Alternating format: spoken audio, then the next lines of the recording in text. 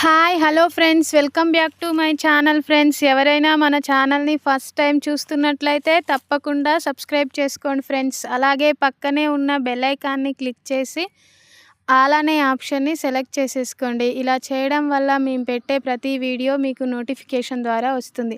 ఇక ఈరోజు వీడియో అయితే చాలా ఇంట్రెస్టింగ్గా ఉండబోతుంది. ఈ వీడియోని ఎక్కడ స్కిప్ చేయకుండా చివరి దాకా చూడండి.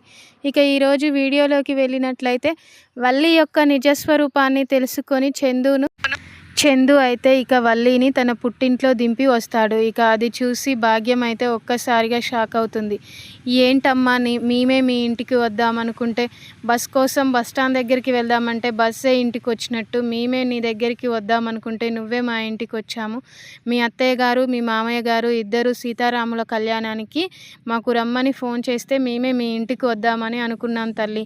నువ్వేంటి తల్లి ఇటు వచ్చావు అంటూ ఇక భాగ్యం అయితే ఒక్కసారిగా షాక్ అయి వల్లితో అడుగుతుంది. ఇక వల్లి అయితే ఇక అయిపోయింది, అంతా అయిపోయింది, నా జీవితం సంకనాకిపోయింది, నా సంసారం కుప్పకూలిపోయింది అంటూ ఇక ఏడుస్తూ జరిగిన సంగతి అంతా అయితే భాగ్యంకి చెబుతూ ఉంటుంది. ఇంకా వల్లి అయితే భాగ్యంపై కోప్పడుతూ ఉంటుంది. ఇక నేను ఎంత చెప్పినా వినకుండా మీరే నన్ను వద్దు వద్దు అన్నాకు ఇవన్నీ చేయించారు. ఇక ఆ సేనాపతి కుటుంబానికి మా కుటుంబానికి పడదని తెలిసి కూడా మీరు ఇలా చేశారు.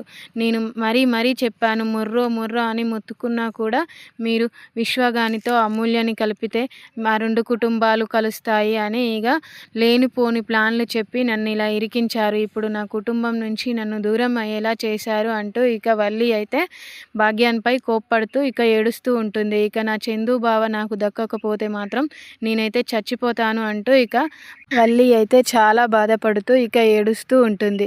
ఇక భాగ్యం అయితే ఈ ప్రేమ నర్మదలు ఇంత పని చేస్తారనుకోలేదమ్మా, ఏదో నిన్ను ఏడిపించడానికి అలా చేస్తున్నారేమో అనుకున్నాను, కానీ ఈ ప్రేమ నర్మదలు చాలా మంచివాళ్ళు, నిన్ను మార్చడానికి ఏదో అలా నిన్ను ఏడిపిస్తున్నారేమో అనుకున్నాను, కానీ వాళ్ళు ఇంత పని చేస్తారని నేను కలలో కూడా ఊహించలేదమ్మా అంటూ ఇక భాగ్యం అయితే వల్లితో చెబుతుంది.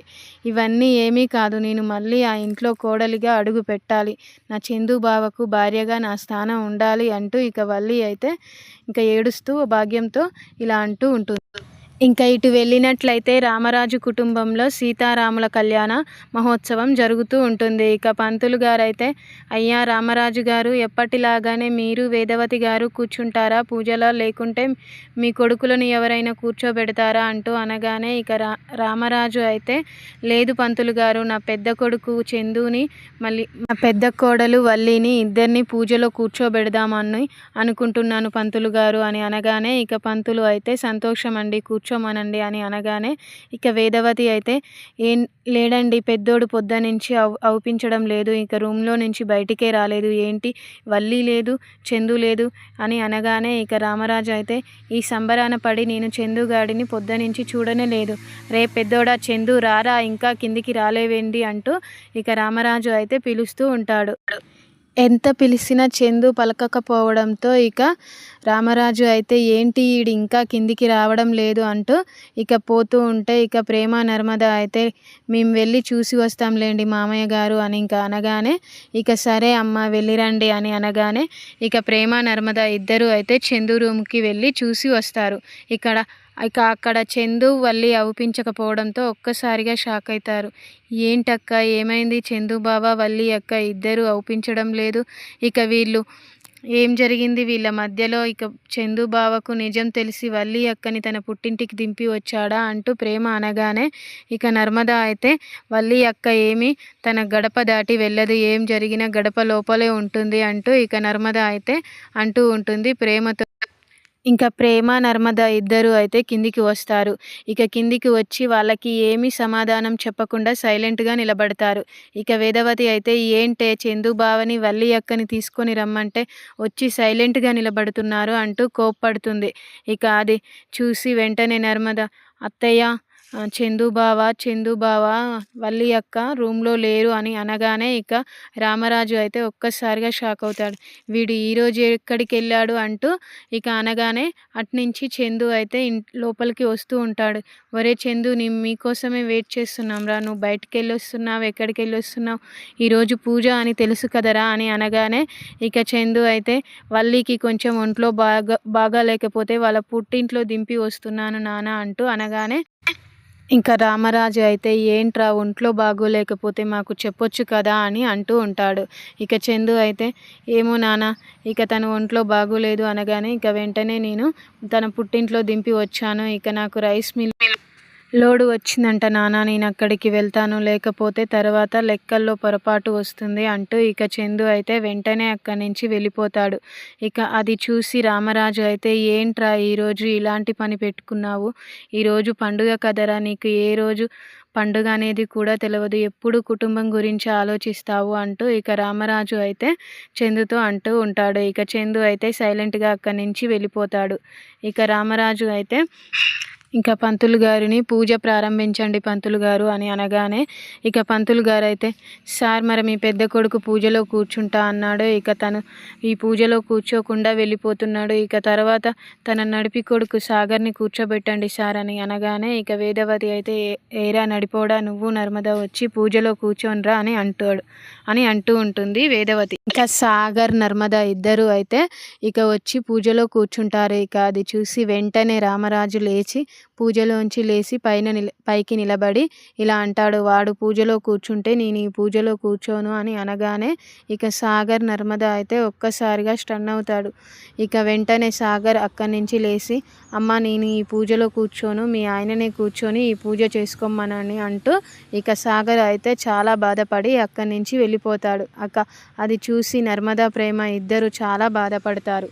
ఇక వెంటనే వేదవతి అయితే ఏరా చిన్నోడా, నువ్వైనా పూజలో కూర్చోరా, ఏంట్రా మాకు ఈ గోల, ఒకరి తర్వాతకి ఒకరిని బతిమిలాడలేక మాకు చావొచ్చింది, ఇక నువ్వైనా కూర్చోరా అని అనగానే ఇక ధీరజ్ అయితే ఆ ప్రేమ పక్కన నేను కూర్చోనమ్మా అంటూ ఇక ధీరజ్ కూడా అంటాడు. ఇక అది చూసి ప్రేమ అయితే ఒక్కసారిగా స్టన్ అవుతుంది.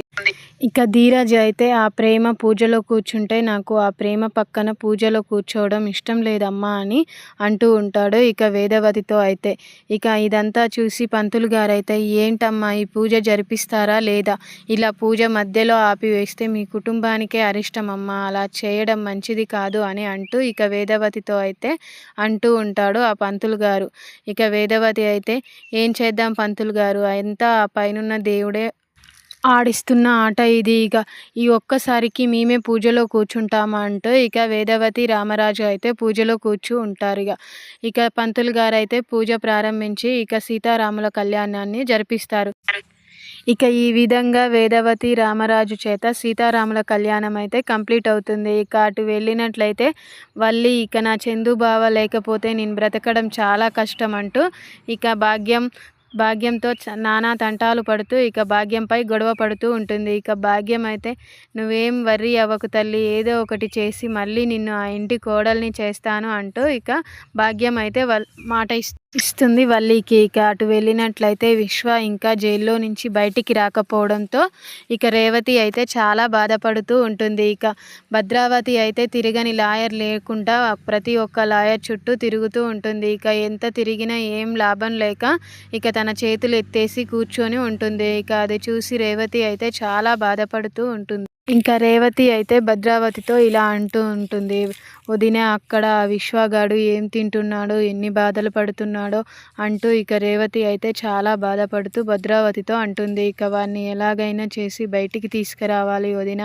అని అంటూ ఉంటుంది ఇక రేవతి అయితే భద్రావతితో.